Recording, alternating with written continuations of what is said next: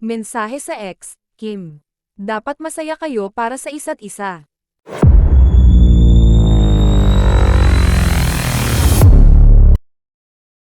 Usap-usapan ngayon ang naging sagot ng aktor na si Sian Lim sa guesting niya sa show ni Dingdong Dantes na Family Feud Philippines noong Biyernes. Naitanong kasi ni Dingdong sa palabas kung ano raw ang itatanong ng mga contestants sa kanilang mga ex-partners kung makakasalubong nila ang mga ito, na sinagot naman ni Sian. Say ni Sian, pag nakasalubong mo ang ex mo, you should say na, I hope you do find the happiness that you're looking for. Ganun lang, dapat masaya, di ba?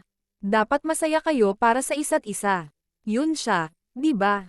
Hindi naman nakaligtas sa mata ng mga netizens ang tila defensive na sagot ng aktor lalo pat fresh pa ang hiwalayan nila ng aktres na si Kim Chu at isa pa, tanong daw ang hinihinging kasagutan sa question na ibinato ni Dingdong, kaya bakit nga naman may pa-message?